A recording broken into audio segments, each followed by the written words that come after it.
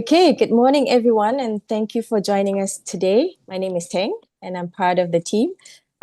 Today, we'll be talking about ESG and sustainability reporting regulatory landscape in Southeast Asia. Although the title is Southeast Asia, but I think globally we're pretty much at the same direction in terms of standards and compliance. But perhaps different countries may be moving at different speed and adoption rate. So today we'll be talking about this topic. But before that, could we move to the next slide for me to explain and share a little bit about our company? So we are a sustainability consulting firm. We are we are headquartered in Singapore, and we have teams all across Southeast Asia. In Cambodia, we have a team of consultants. Malaysia, I think we have the most consultants in the region. We're proud to say that. Thailand, the Philippines, and our newest addition is Indonesia. We have consultants there as well. So we're proud to say that we are all over Southeast Asia now. Next slide. Okay, this is what we do. Eco-sustainability main service is sustainability reporting. Besides that, we also do green consulting, where we help companies do their greenhouse gas calculations and help the reductions as well. In terms of advising them, we do carbon credit projects, education, training such as this. And we're also very proud to say that we have a policy arm called the Climate Policy Lab, where we do our standards contribution work and policy papers. Yeah. Next. This is a slide full of foreign or logos and standards and frameworks. But we are very proud to say that we specialize in 17 standards globally. And we're proud to say that we are one of the most comprehensive consultancy firms in Southeast Asia. So today, I think under our topic today, Keegan will share a lot more, not only these standards and which one you should pick and apply into your organization, but I think we'll also cover things like CBAM, and we try and break it down for you and how to apply this into different industries, different companies as well, in the region and globally. Next. This is, I think, the slide that we are most proud of as a company. If you look into your screen, you can see different standards out there. The ISSB is the main standard that Malaysia is adopting. So ISSB, VCM, VERA, these are standard setters, and then there are standard users where we use it to report. Yes, and then there's a group of people that sits in between these standard setters and standard users, and we are one of them. So we really contribute to the standards. We read the standards, we have to answer questions, we have to question the standard, and we agonize over every word and what it means. So we're very proud to say that we are part of this group to contribute to the standards.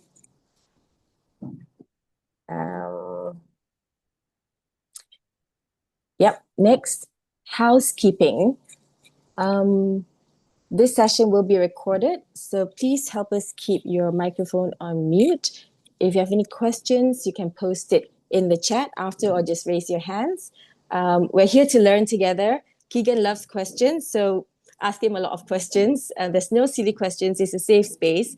So yes, at any time, drop a question in the chat box or just raise your hands. Yeah. So without further ado, please let me introduce Keegan. Keegan, just give me a minute or two, because I just want to I just want to say that Keegan is one of the very few sustainability professionals in the region with the ISSB FSA Level 2 credential. I think it's a very prestigious and very difficult credential to attain. I think in Malaysia, there are only like perhaps 40 or so people who has this credential, and Keegan is one of is one of them. But most of these people who has this credential are in the audit or accounting sector. So very few of the sustainability professional in the region has this credential. So I think we are in for a treat that Keegan is training us today. And on top of that, he's also a ISO 14064 lead verifier. And of course, he's a contributor to all the standards that you saw on the last screen. So I think he's contributed to 6 of the standards out there. So yes, I think very excited to have Keegan share with us today. So yeah, over to you, Keegan. All right, thank you very much, Ting. Welcome everyone. So good to see some familiar faces. I see Chu, um, I see Sacharan. Yeah, really good to see. I was kind of worried that nobody will turn up for this because for those who were celebrating the Chinese New Year, this is probably your first day back to work. Thank you so much for spending your very stressful Monday morning with us. I hope to make this really fun. I unfortunately had the driest content. I was assigned to talk about regulations. Oh boy. So what I'm gonna do for this session is I'm not gonna go into the regulations because honestly, you can read the regulations yourself. It's just really dry. If you have insomnia, you can try reading the regulations. But what I'll do today in the next 40 minutes, I'll give you a lens from which you will see and understand the regulations so that anytime you read the regulations, you're able to understand not just what's written, but what's not written as well. I'll give you the background and a way to think about regulations, right? I think that's a good way to do that. Uh, so today we're gonna do cover four things. We're gonna talk about ISSB. You guys know it is the mother of all standards. We're gonna talk about regulatory requirements. You know, the tough part about doing this talk is that every time I update this slide, I go to sleep and tomorrow something changes. So, every time you see some statistics here, like take it with a pinch of salt, fact check it yourself because things change too fast.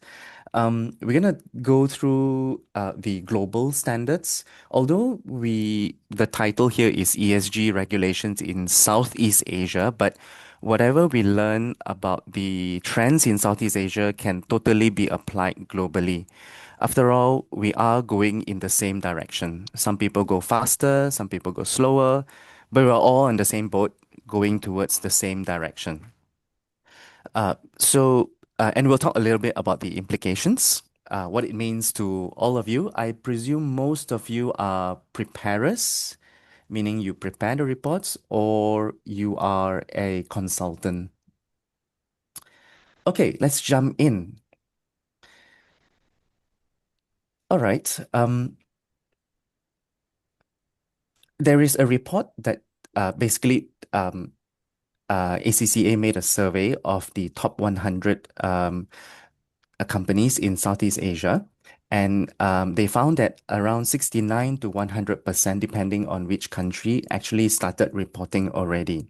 Now, every time you hear, oh, I already started reporting, I have a report, you need to ask more questions. You need to ask about whether it is a lower tier or a higher tier. In reporting, we have this concept of low quality disclosure to high quality disclosure. Low quality disclosure is not an insult. It's not like someone's criticizing you. Low quality means you are using a lower tier in your disclosure. After all, um, the standard setters, they know they cannot have a one size fits all kind of mentality when they start writing the standards. So they give you a spectrum, right? So they'll say, okay, if it's your first year baseline, start with this level one, and then you move up to level 10. So most of the companies, although they say we started reporting, generally mean they are at the lower quality tier. Okay, it's not a bad thing. Everybody starts somewhere. Um, but the idea is to move to high quality because when carbon tax hits, when audit hits, when you have to pay taxes, you must be at the higher end tier, right? Scope 1, Scope 2 disaggregated, only 18 to 19%.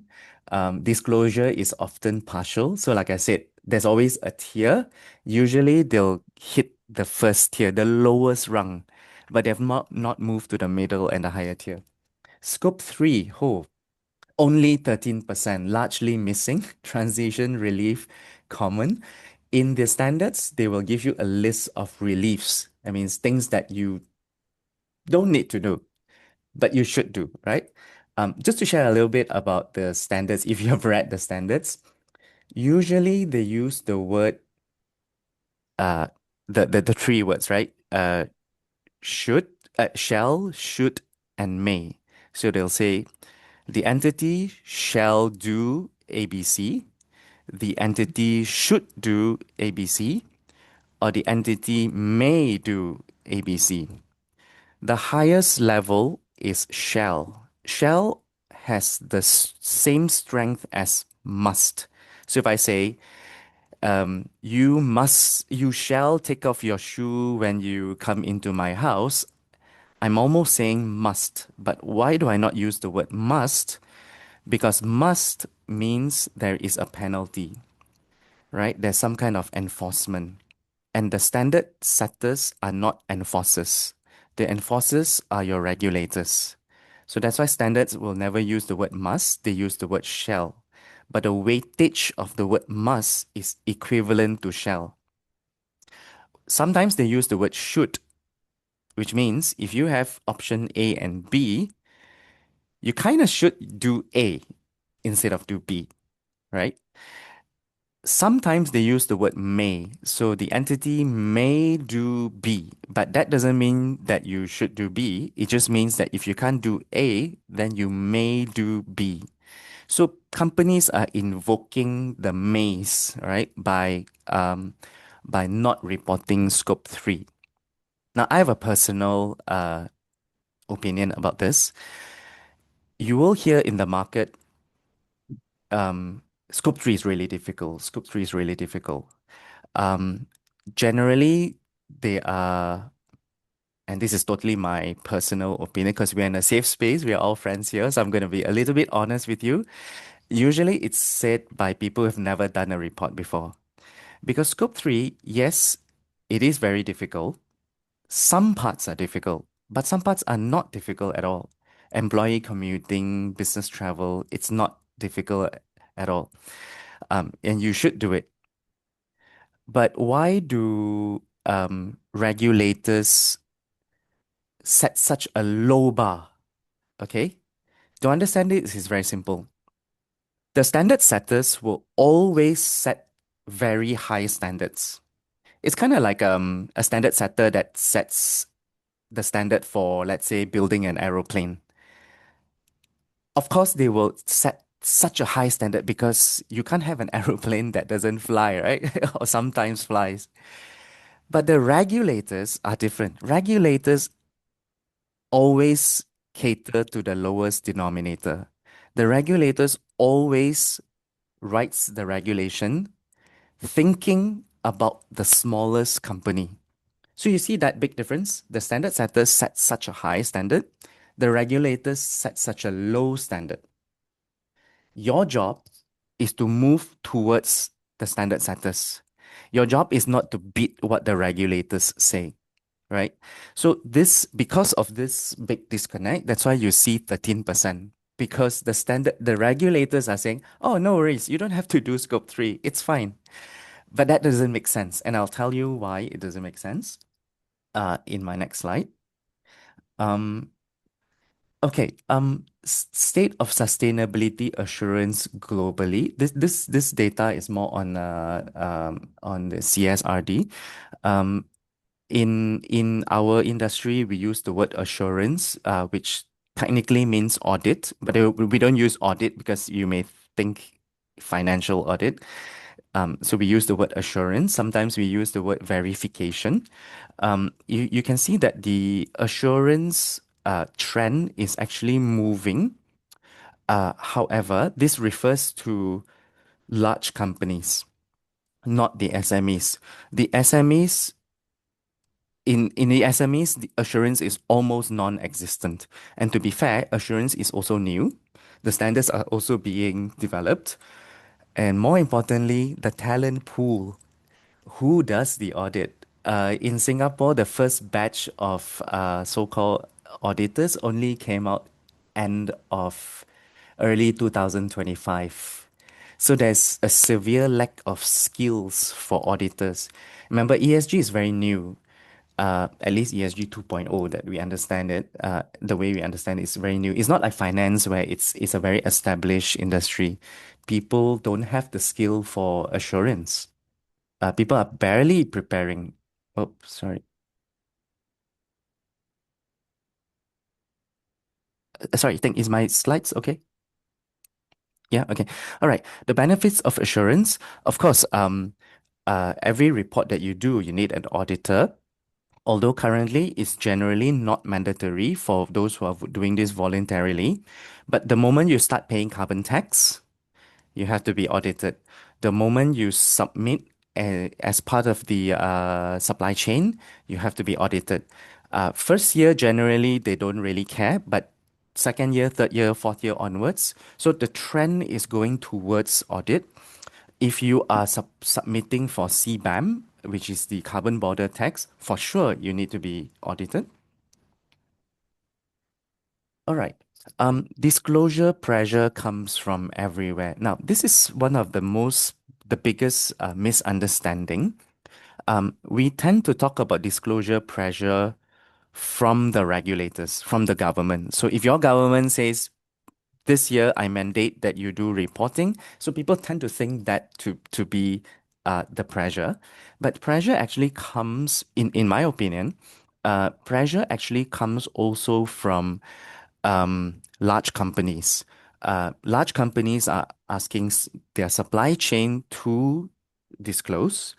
And would you believe it? There's a group of people, if you see external activists are actually demanding disclosure as well.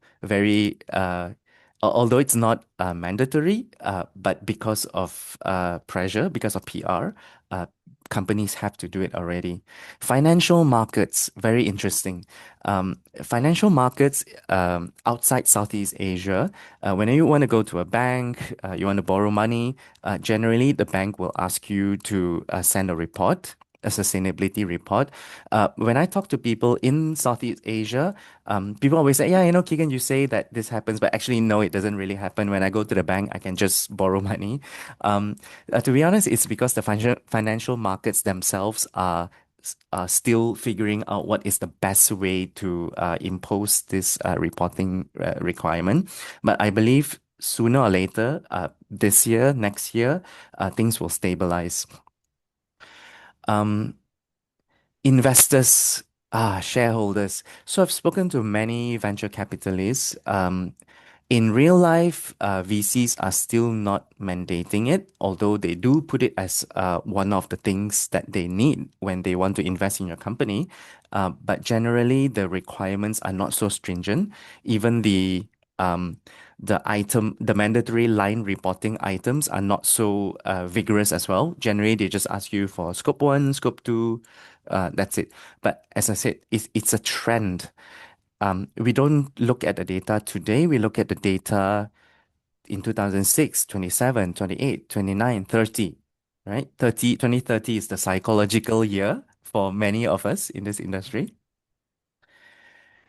All right. The challenges in preparing sustainability reporting and assurance. This is again for large companies, but I expect SMEs to similarly mirror these challenges. The complexity of reporting requirements. Okay, I want to give you a personal opinion about this, okay? Um, you guys know that the ISSB is now the global standard, okay? So this point should not be relevant anymore. No company should ever say, oh, it's too complex. I don't know how to do it. You can have complexity in carbon pricing. That means your carbon tax. because it's not being finalized now. You can have complexity in CBAM, that's true. But there should be no more complexity in reporting requirements because the regulators have already set out very clear guidelines. Do you know where the complexity requirements come from? Can you guess? I am embarrassed to say that the complexity requirement comes from sustainability consultants. Okay, this is very controversial, but we are friends, so I'm going to be extremely honest with you. There are only two people you should listen to: your regulators and your standard setters. You listen to ISSB, you listen to GHG protocol, you listen to SASB. Those are your standard setters. You also listen to the second group of people who are your regulators. Other than that, you are under no obligation to listen to anyone. There are only two sources of guidance, which are your standard setters and your regulators. Unfortunately, because this is a capitalist industry, every bank will come up with their own requirement. Every ESG association will come up with their own requirement. And again, personal opinion, but you can quote me on this. Even the ASEAN bodies, adjacent bodies, coming up with their own requirement. Malaysia was the chair last year. This year is the Philippines. The ASEAN working groups are coming up with their own requirements as well.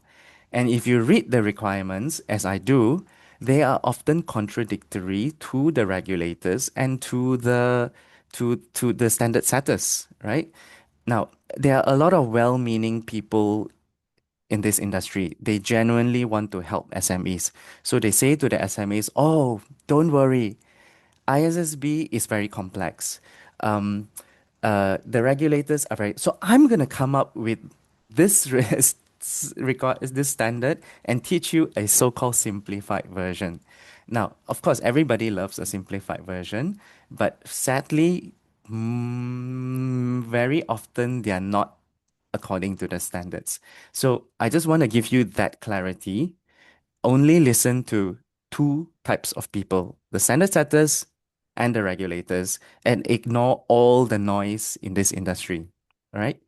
Now, for the unclear evolving regulations, partially true, but not your global baseline. The global baseline ISSB is extremely clear. Not only they are extremely clear, they even have standard contributors like us to check and to give feedback which parts are not clear, right?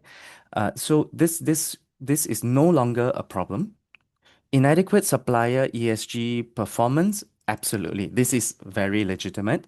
The suppliers are not giving you data. You send 10 emails, they reply one, and they tell you they don't have any data. That is true. Insufficient IT and digital solutions. Okay, word of caution on this. Again, there are a lot of well-meaning people in this industry. So they come up with free calculators, free carbon accounting softwares. Be extremely cautious when using these calculators because it fits their agenda. It does not fit the regulator's agenda. It does not fit the auditor's agenda. Auditors generally do not accept free software's calculators because it is not auditable. So when you do it for carbon tax, when you do it to CBAM, sorry, you need to do your own calculation. You need to open up your own Excel sheet and do your own calculation, and you must have an audit trail.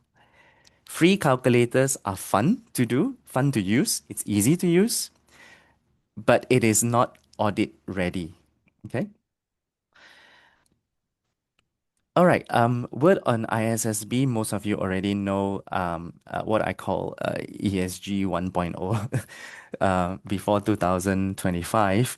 Um, these are all the standards around the world. So complex, but like I said, it is no longer an issue with the creation of the ISSB in June 2023. The ISSB is the true global baseline. So if you see the second paragraph, the ISSB standards are designed to be the global baseline for sustainability reporting. Okay, what does this mean? The global baseline means everybody needs to use the minimum standards, which is the ISSB, so that it is comparable. You are comparing apple to apple. So when you read two reports, you are able to say which one is better and which one is not as good. Um, but that doesn't mean you stop there. You build on top of that with your SASB standards, which is your sector specific standards. For example, if you're a hospital, you need to report medical waste. If you're in a pharmaceutical, you need to report counterfeit drugs. If you are in, let's say, food and beverage, you need to report things like, let's say, unhealthy food. Do you advertise unhealthy food to children, for example, right? So your SASB standards are sector specific standards. Um, and on top of that, of course, you use the GHG protocol or the ISO 14064 for your carbon accounting. You may use your jurisdiction specific um, uh, standards.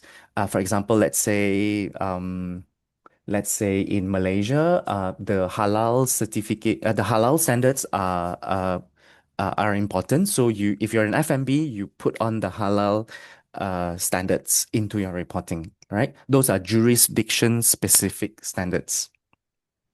All right. So very quickly, IFRS S1 is the general disclosure. S2 is climate specific disclosures. Do you know why the IFRS takes a climate first approach? Sustainability is very wide. There's social sustainability, political sustainability. How come climate takes precedence? Okay, so the ISSB takes a climate first approach, but that doesn't mean climate only approach, all right? Climate first is because of materiality.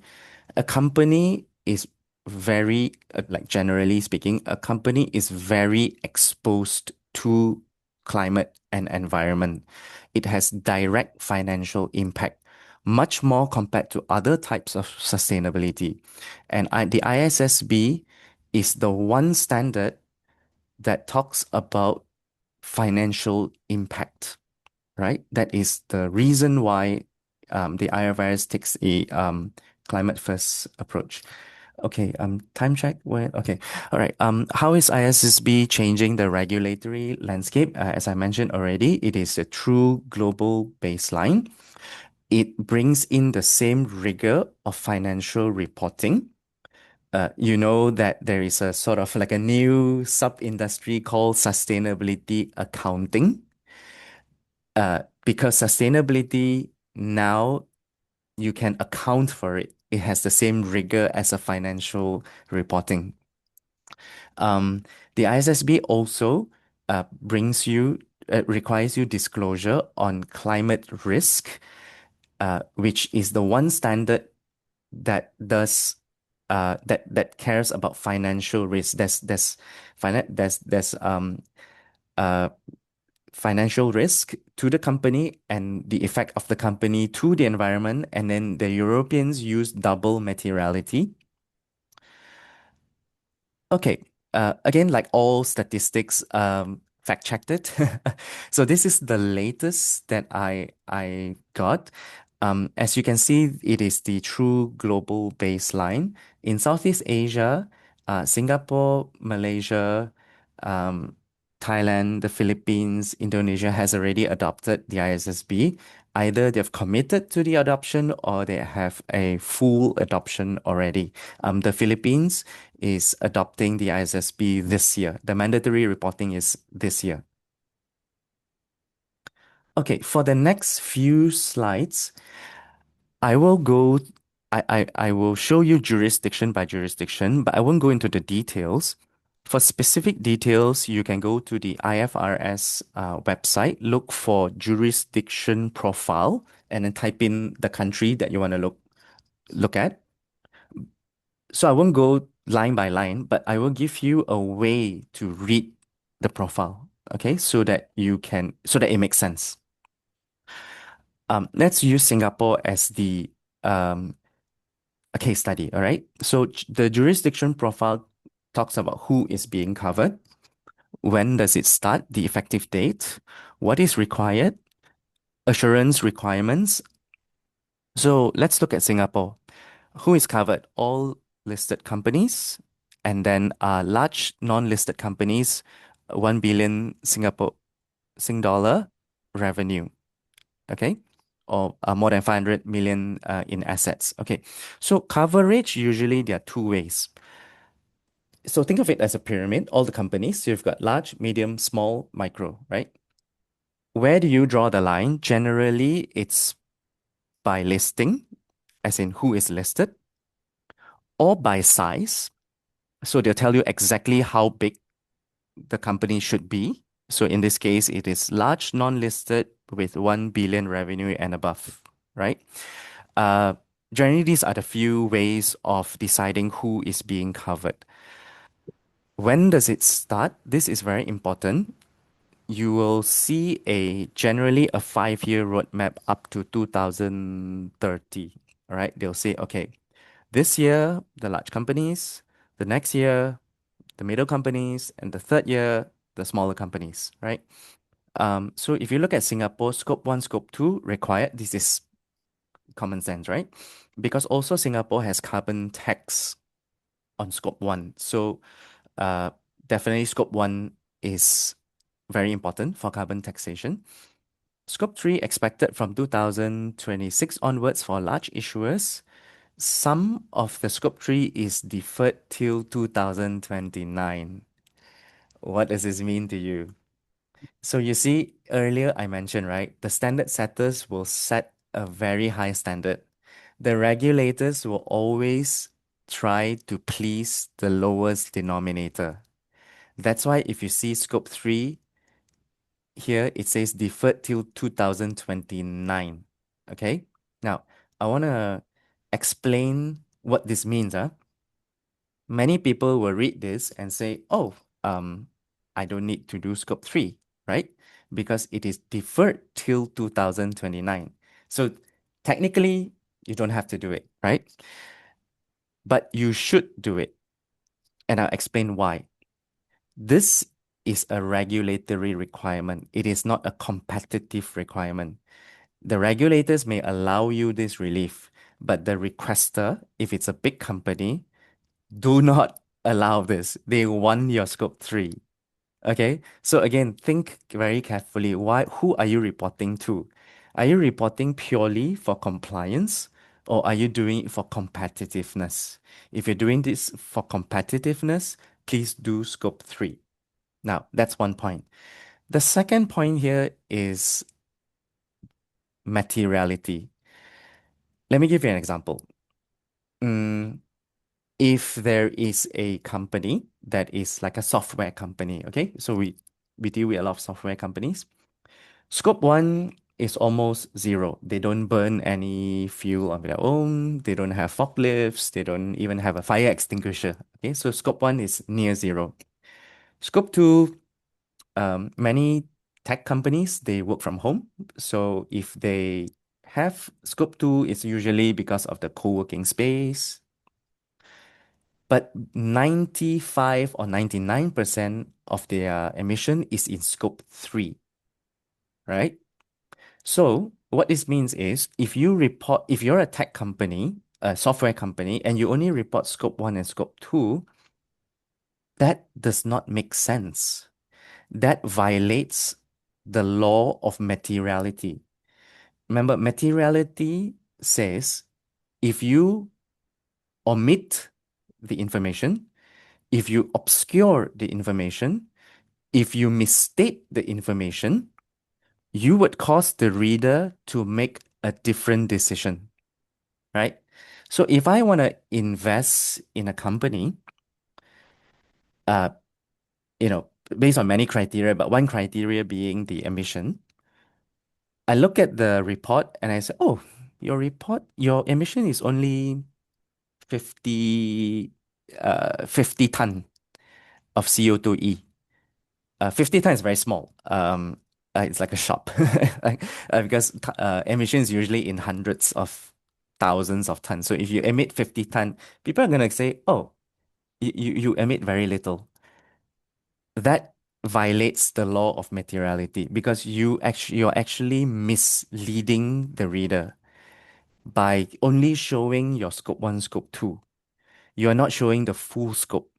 People don't understand your business model. They don't understand you work in a co-working space. They don't understand that you only have, you don't burn scope one. So when you mislead people, this is an offense in Singapore and it is an offense in the EU, and it will slowly become an offense in most of Southeast Asia when when the regulation comes, right? So be very careful when you read things like that.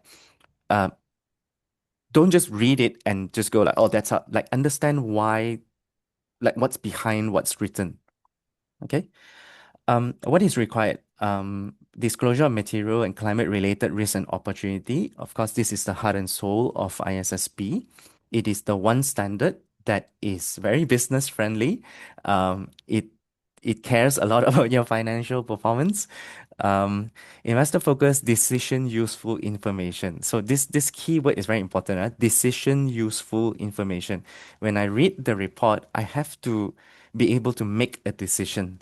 So if you tell me your scope one, scope two is 50K, it is a meaningless number to me because then I don't know what is your scope three, right? Okay, assurance. So assurance is, of course, scope one, scope two, and it says here limited assurance. So you know there's two types of assurance: uh, limited assurance and reasonable assurance. Most auditors would only give you a limited assurance, especially for your baseline. The reason is limited assurance means there is no information that comes to my attention that is wrong. So when the auditor reads, checks and verifies your report, nothing in particular stands out to be wrong. So they give you a limited assurance. But when an auditor gives you a reasonable assurance, it means the auditor actually know as a fact that there is nothing wrong with your report. So the auditor has to do more work. They have to check how you got this data. They have to do sampling. They have to do they have to do a lot of things to check your process. They have to check your basis of preparation. They have to, so they don't just accept the number as it is. They actually go through the process, a very rigorous process. Only then they can give you a reasonable assurance. So generally speaking, not a lot of companies have reasonable assurance. I've seen one or two, but even that's generally limited to certain parts of the GHD table, not the whole not the whole table. Okay, so what is the key takeaway here? Singapore is one of the regional leaders in operationalizing ISSB. It is indeed a global leader when it comes to reporting, governance, and compliance, and many Southeast Asian countries are actually following the lead. Okay, I will not go through every single detail. Like I said, you can read about it from yourself. Um, Malaysia uses the revenue model and also the listed company model. The Philippines, very interesting market. This year, the Philippines is starting mandatory reporting, and with every country that starts mandatory reporting, it's very exciting. Everybody's talking about it. Everyone's not so sure, but everyone's learning from each other. There's a lot of activities. So if the Philippines is going through that right now, capacity building is one of the things. In Indonesia, uh, one of the key takeaway here is that the assurance status is still under consideration, if despite Indonesia having a carbon tax. So So now you see the fragmentation of the market, right? On one hand, Indonesia has a carbon tax. On the other hand, the assurance is still under consideration. So you see this disjointed the fragmentation. This is the theme of Southeast Asia, like it or not. Fragmentation, disjointment, different people don't talk to each other, they do their own thing. This is literally the theme of most countries. But I believe that we are all consolidating. We've consolidated the reporting standards, we've consolidated the reporting framework. Now we are consolidating carbon tax and also assurance, right? Thailand, another very interesting market. Um, Thailand has carbon tax, and also the assurance. There is a proposal for limited assurance on greenhouse gas emission. Um, Most countries would have limited assurance only, not reasonable assurance. Honestly, if you ask me, it is because, well, firstly, it's new, but also there's not enough talent. Seriously, like how many auditors do you know personally who are qualified and who have experience? So none of us have experience because it's new. But even qualification, it's not there. Cambodia will be very much affected as an export country to the with the CBAM. Okay, time check, 11:42. Okay. All right, carbon tax. So the only country in Southeast Asia with an actual working robust system is Singapore. If you look at the tiers, right? Um, 25 Sing dollar per ton between 2024 to 2025. This year onwards, it's $45. So you see the jump is a lot. It's not 25 and then move to 30, 35. It's 25 to 45. And then in 2030, actually the number is supposed to be 80, but now there's some backlash. So the government may push it down to 50. But whatever it is extremely high. Okay, how do you know it is high? Like what is high carbon tax? What is low carbon tax? Right? Um, One way to see it is to look at the price of carbon credit. So, why do people buy carbon credits? Okay, one reason is to offset their tax, right? So, if your tax is really high and your carbon credit is low, then everybody will buy carbon credit, right? They don't want to pay tax. That's very normal, right? So, the higher the tax, it will then push the price of carbon credit higher and higher. Currently, in the voluntary market, the price of carbon credit is around $5. So you see the big gap. Carbon tax in Singapore is 45 Sing dollar. Carbon credit price is 5 US dollar. See that big gap? Okay, so this is good and bad depending on who you are, right? If you are a company, then that's good. Yeah, the lower the carbon price is, the better it is. If you're a developer like me, I want to sell carbon credit, then I want it to be higher, right? So that's one way to see it. Another way to see it is what we call the mitigation um, cost. That means, do you rather pay carbon tax or do you prefer to buy solar panels? Right? If you decarbonize, then you need to pay so much tax. For the So this is going to be the trend. Again, personal opinion. This is going to be the trend for the whole of Southeast Asia. If you see the ones with tax in plan, which is Indonesia, Thailand, and Malaysia. Indonesia is only $2. So it's below the carbon. Remember, carbon tax always has to be higher than the price of carbon credit. If it's lower, then people just pay tax. So right now it is about $2. So from a logical perspective, it does not make sense. But from a regulator perspective, it absolutely makes sense. Regulators are always aware of political, economic implications of carbon tax.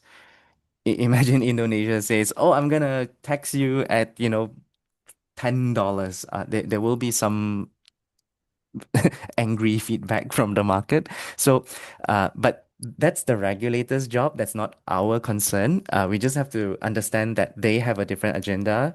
The carbon credit guys have a different agenda. The carbon tax guys have a different agenda. Thailand is $5.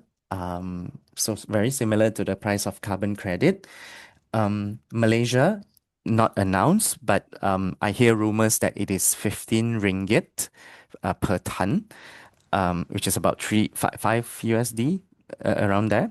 So the way I see it, many countries are piloting. They are trying to test the market because it's to implement carbon tax is not so easy. It's not just about putting a price.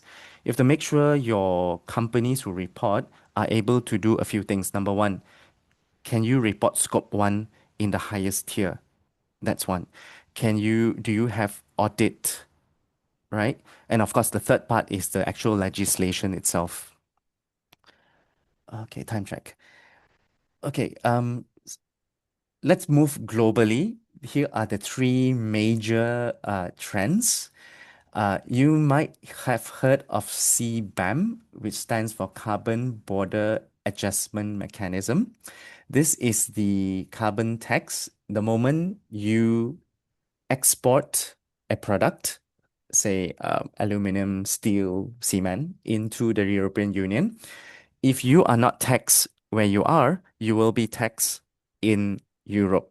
Okay, so that's the general idea.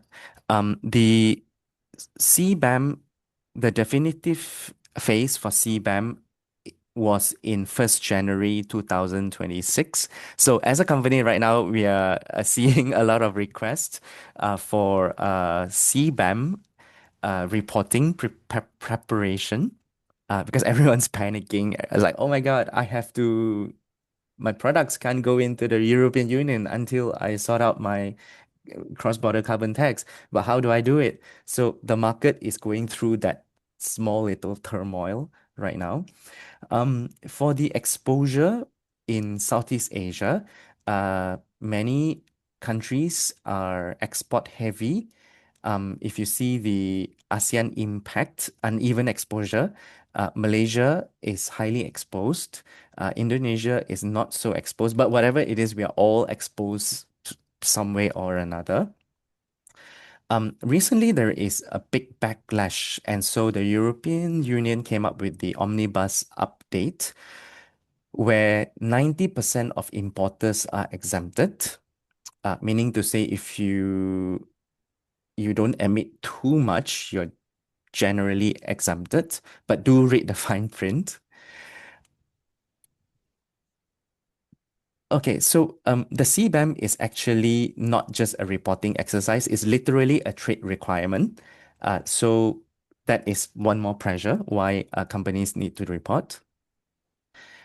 This is the latest news I found, 20th February. The CBAM suspension clause likely, meaning to say the European Commission may give a little bit more leeway because there were a lot of complaints that it's too vigorous, and now the European Commission may consider lowering a little bit more, but only specific circumstances. Okay, the second big news, you might have heard of it, is called the EU Deforestation Regulation. What this means is if you plant palm oil, cocoa, coffee, you have to prove that you did not cut down trees, you did not deforest, okay? So obviously, in theory, it sounds really easy to say, oh, just prove that you did not cut down trees, but you need digital MRV, LiDAR, you need historical data. It's very complex. And so compliance becomes a burden to the people who report. But unfortunately, it will it is enforced in different tiers. Okay. But I found a very interesting news article.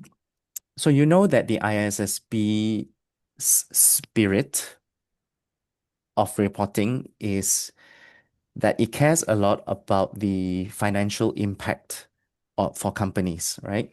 So many that when I talk to people, I see two types of people. One would complain about the regulations. The other group will be people who see opportunities in this. So recently, I saw this was last Friday. Um, the Cambodian exporters had a talk, and the topic was actually how to find opportunities amidst all these regulations. So this is what I think is a very important message for all of us. Um, this is a trend that you cannot fight, whether you like it or don't like it. Reporting is a trend that you cannot fight. You have to go with it. But many people see opportunities. So I hope that's the spirit that we can carry out of this talk. Okay, CSRD basically is the Euro EU Corporate Sustainability Reporting Directive. It is basically the reporting framework. In the EU, there's also a lot of backlash. While the EU is fairly a very forward-thinking jurisdiction and has always been the example that all the other countries follow. But even in the EU, there's a lot of backlash. The SMEs are complaining that this is unnecessary burden. To find a consultant in the EU is really, really expensive. So SMEs cannot afford fancy consultants. Only big companies can afford the big fours. So the EU is also pulling back a little bit. So now you see the global trend, right? Two different forces. One wants to move very quickly. One is the backlash, and the poor regulators have to figure out how to balance this two. Um, yeah, this is the other side of the story. So the European Central Bank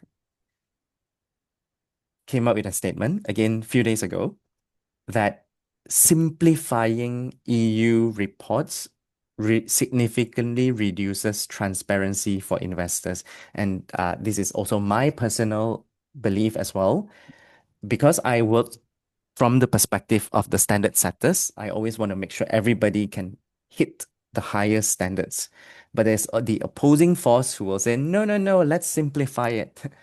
When you simplify it, you are not giving decision useful information to the reporter. In other words, you're writing it for fun that is completely useless for the reader because the reader cannot understand anything that you write. All right. Okay, time check. What are the implications? Uh, Sustainability reporting is no longer just compliance. You can see that people are doing it for competitiveness. The ISSB carbon price and EU regulations are raising the bar. The CBAM is pressuring Southeast Asia to implement our own carbon tax. So before this, we were quite slow, but CBAM hits 1st January. Now the governments are scrambling to implement carbon tax. So you will see carbon tax regulations in the next 2 years. It will be a very active space. Climate data is now financially material. You know this already.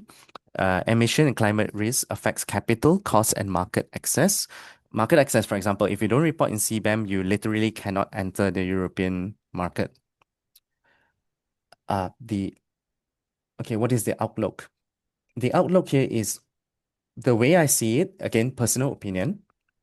I see Southeast Asia, excluding Singapore, as one whole market on the same boat, on the same journey. Some countries are one step ahead, some countries are one step behind, but generally, if you zoom out the timeline, we are looking at 2030 as the psychological year, and then 2045 as the net zero year. So if your country is 1 or 2 years late, I'd say it's really no difference. You're equivalent to running a marathon and you're like 100 meters behind your competitor, the other runner. No difference. Disclosure requirements will continue to expand and become mandatory. Assurance expectations will increase over time. When carbon tax hits, assurance will be mandatory. Um, Climate and financial reporting will become closely integrated. We already see the trend. Sustainability report is now published together with financial reports. We call it the integrated annual report. It is no longer a separate report. You put them together and you make a case between finance and environment. What is optional today? Scope 3 transition plan value chain will likely become mandatory in the next year. So my uh, advice, try to balance the standard setters and the regulators. Understand that the regulators are setting a very low benchmark. So move towards the other side. Use the standard setters as your compass.